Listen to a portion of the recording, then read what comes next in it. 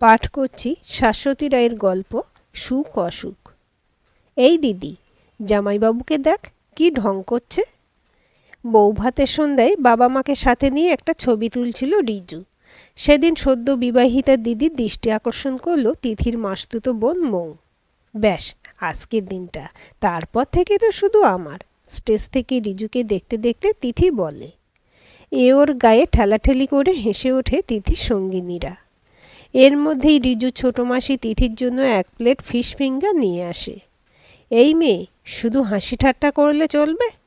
সেই কোন বেলায় খেয়েছো, মুখটা শুকিয়ে গেছে তো, চট করে এগুলো খেয়ে নাও। মাসি চলে যেতেই গুনগুন করে মেয়েরা। বেশি বেশি দেখাচ্ছে রে, কদিন পরেই সব আসল রূপ ধরবে। এই আসতে বল, কেউ শুনলে আমাদের মেয়েটারই সমস্যা হবে। তিথির মা মৃদু ধমক দেয়। রিজু আর তিথির বিয়েটা সম্বন্ধের কোনো এক আত্মীয়ের মাধ্যমেই যোগাযোগটা হয়েছিল। দুবারের মত নিয়ে বিয়ের আগে প্রায় 3 মাস দুজন ঘোরাফেরাও করেছে, একে অপরকে চিনতে চেষ্টা করেছে। কিন্তু চিনতে পেরেছে কি? ড্রেসিং টেবিলের সামনে বসে ফুলের গয়নাগুলো খুলছিল তিথি। এই, আমরা কিন্তু হনিমুনে নর্থ সিকিমে যাব। ফুলশোভিত খাটে আধশোয়া রিজুকে আর চোখে আয়নার মধ্য দিয়ে দেখে নিয়ে তিথি বলে। এই শীতে সিকিম যাবার কথা শুনে রিজু একটু চমকালো। সে যে একটু বেশি শীতকাতুরে সে তথ্যটা তিথির জানা নেই।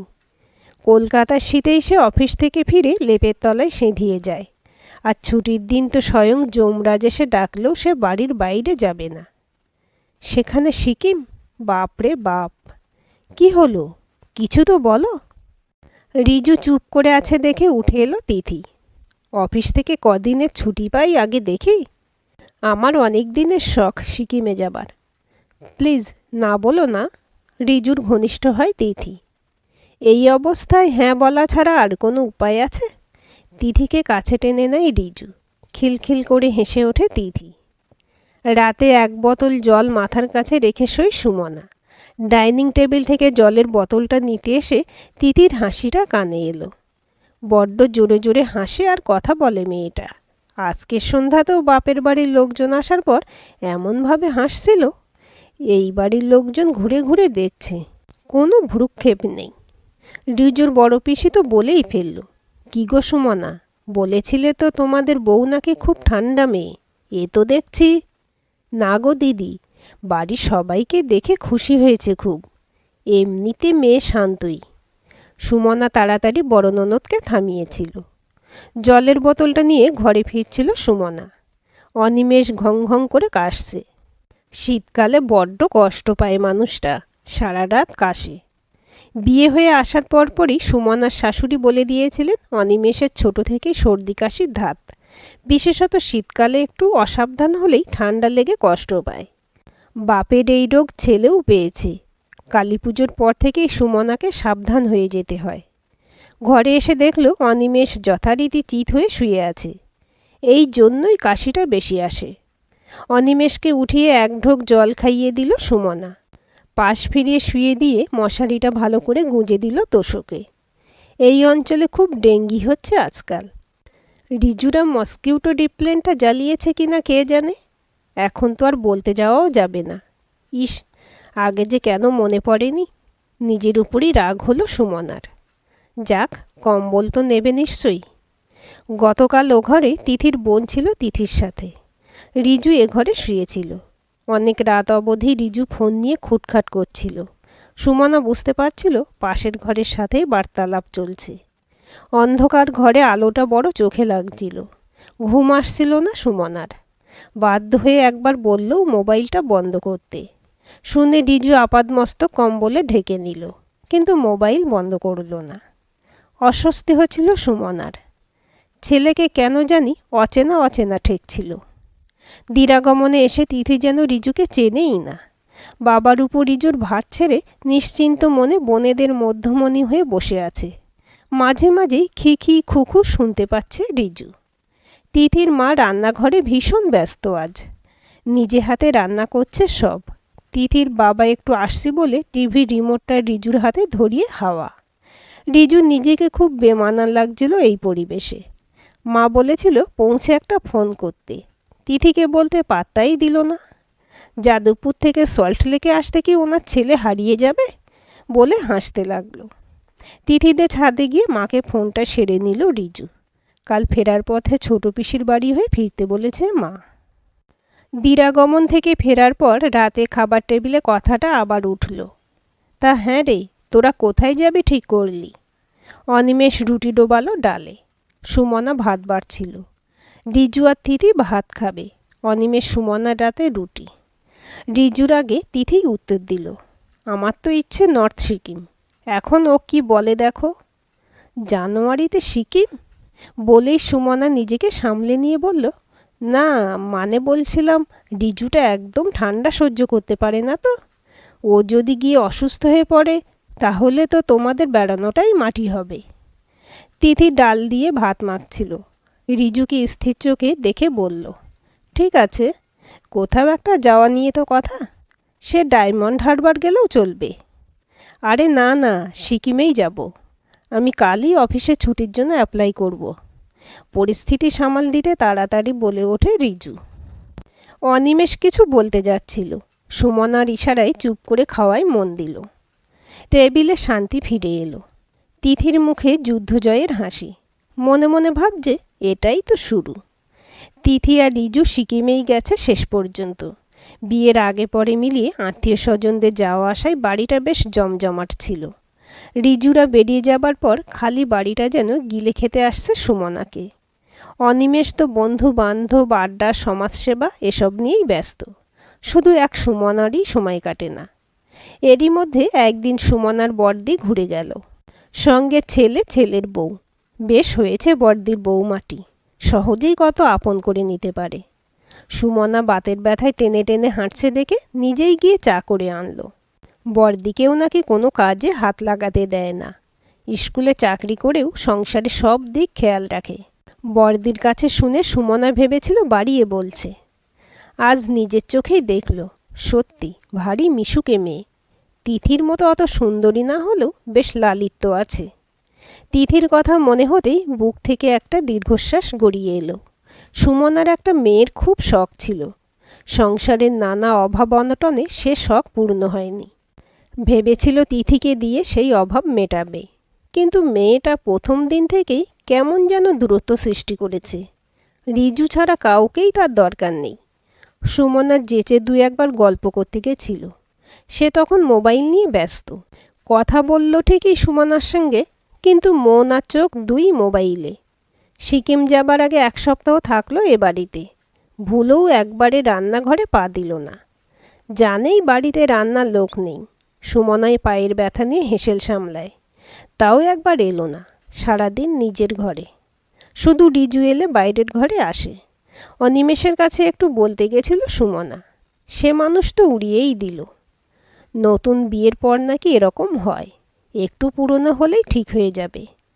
কই, সুমনার তো এমন হয়নি। বরং সুমনা দেওর, ননদ, শ্বশুর শাশুড়িকে নিয়ে এত সম্পৃক্ত ছিল যে তা নিয়ে অনিমেষেরই অভিযোগ ছিল।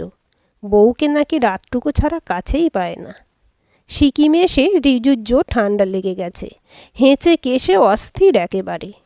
তিথি যদিও হোটেলের লোক দিয়ে ওষুধ আনিয়ে দিল, কিন্তু বেড়ানোটা তেমন হলোই না। ফেরার দিন সারাটা রাস্তা তিথি মুখ ভার করে থাকলো।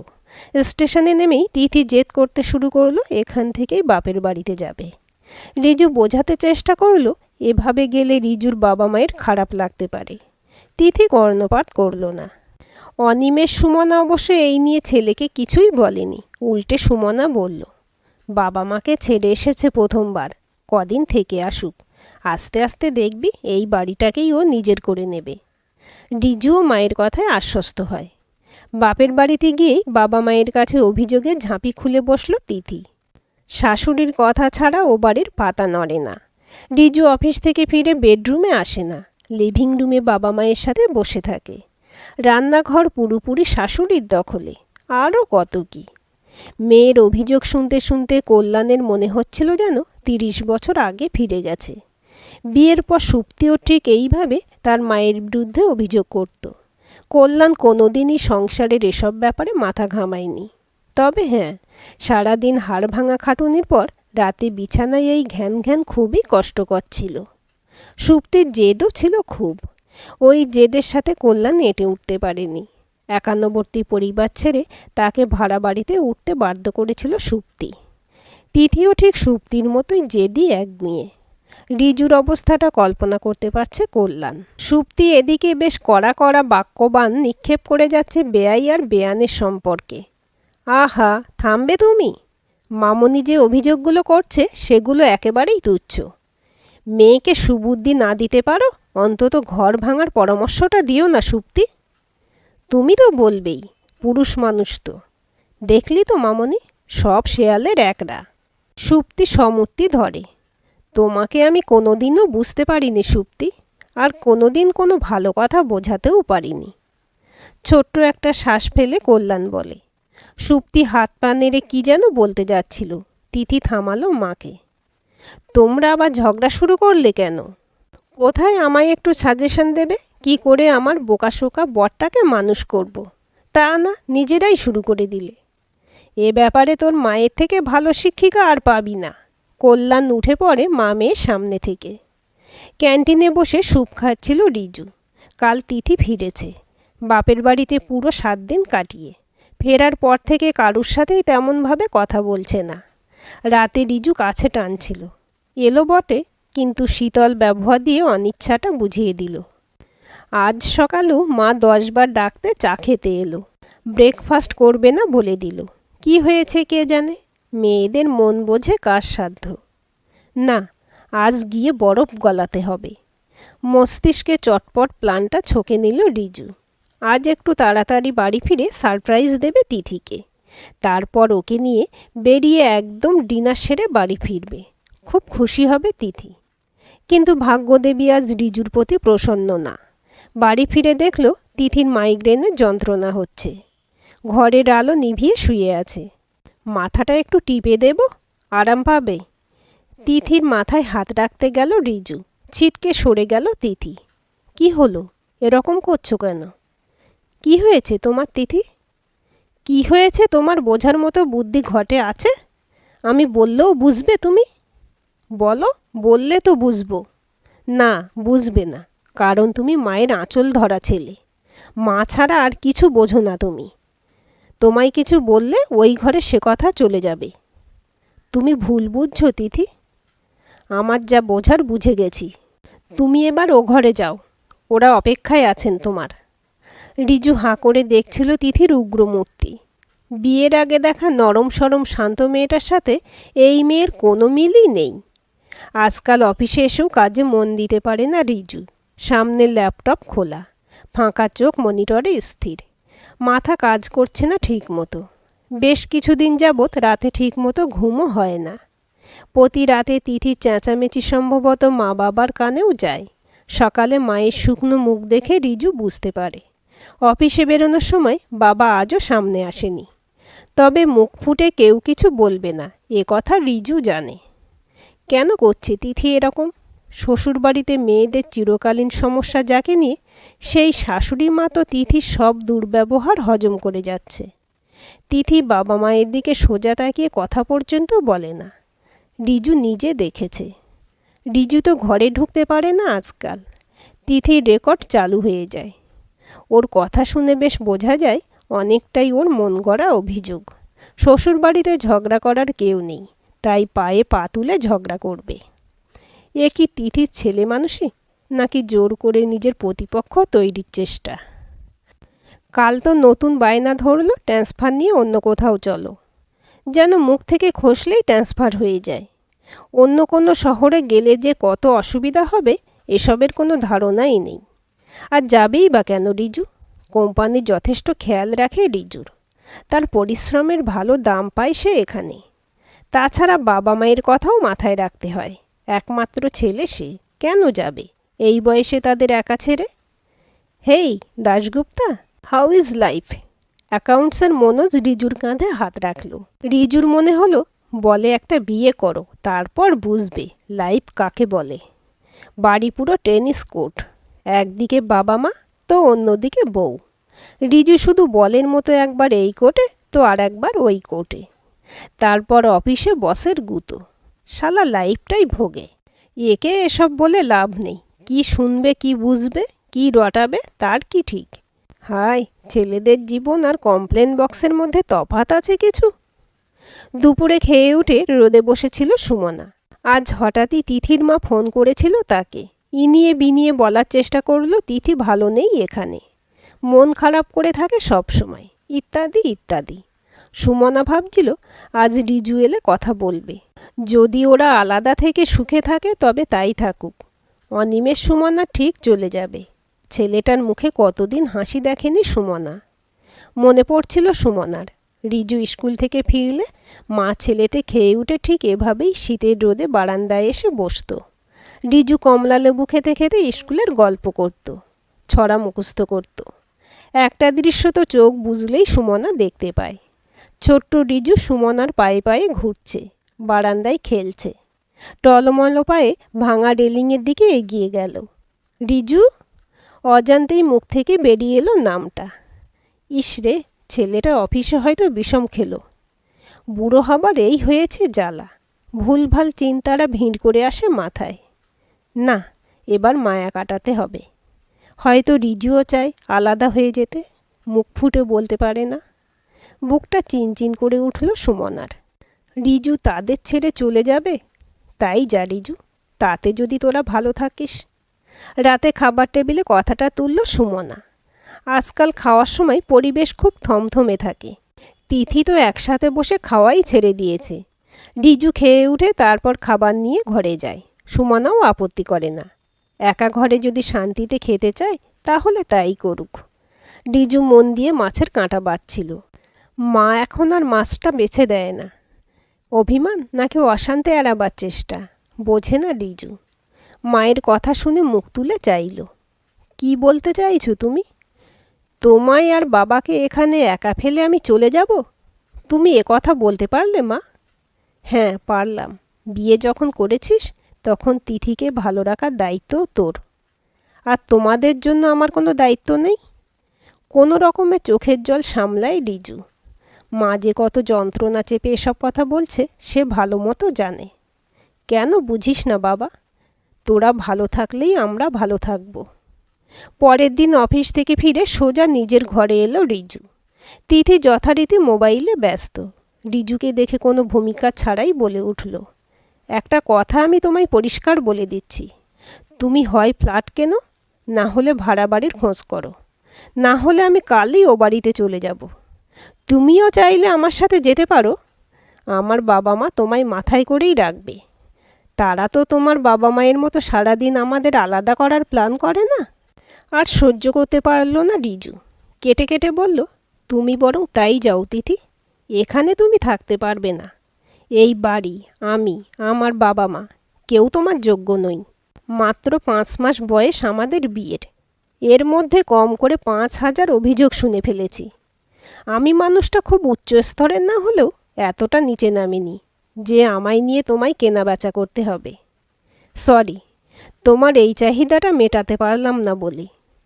আমায় বিয়ে করে যে লোকসান তোমার হয়েছে, কথা দিচ্ছি সুদে আসলে তা মিটিয়ে দেব। একদমে কথাগুলো বলে ঘর থেকে বেরিয়ে এলো রিজু।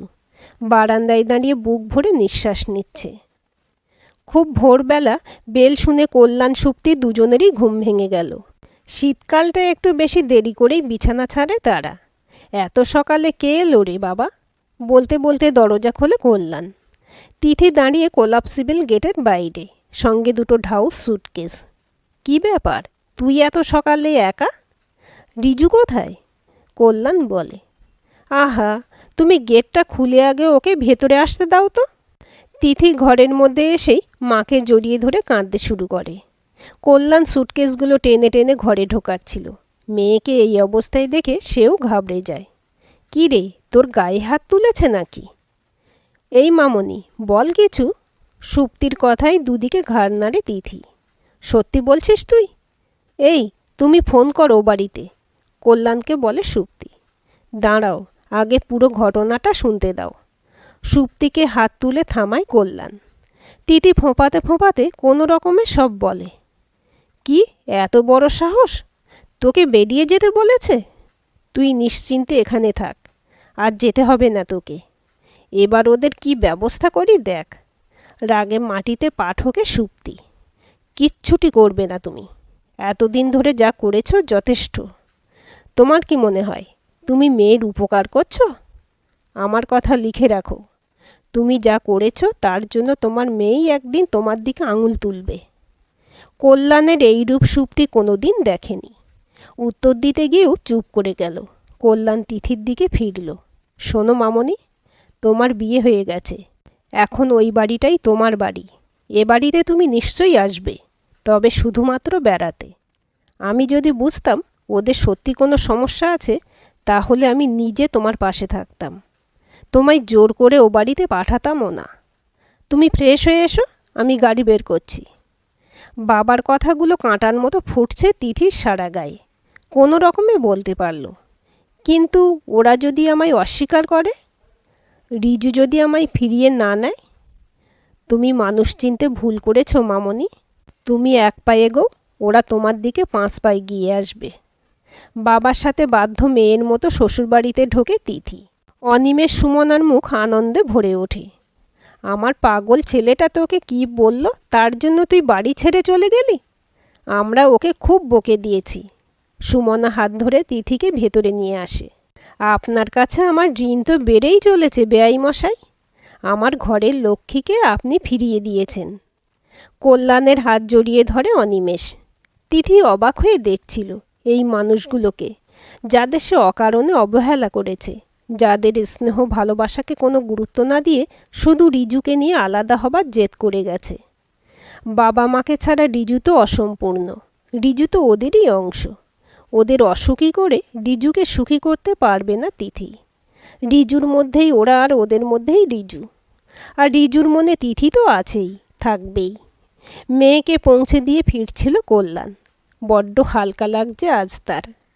কাল রিজুর ফোনটা পেয়েই নিজের করণীয় স্থির করে ফেলেছিল কল্যাণ। সে নিজে বাবা মায়ের কাছে ফিরতে পারেনি, কিন্তু রিজুর ক্ষেত্রে এরকম কিছুতেই হতে দেবে না সে। ছেলেটার একটাই তো অপরাধ, সে সবাইকে নিয়ে ভালো থাকতে চায়। কল্যাণের কাছে এই আর্জিটুকু জানাতেই কাল ফোন করেছিল। বড্ড ভালো ছেলেটা, মামনিকে সুখেই রাখবে। মেয়েটা আজ পাকাপাকিভাবে পর হয়ে গেল। কল্যাণের চোখে জল আসছিল, আনন্দশ্রু।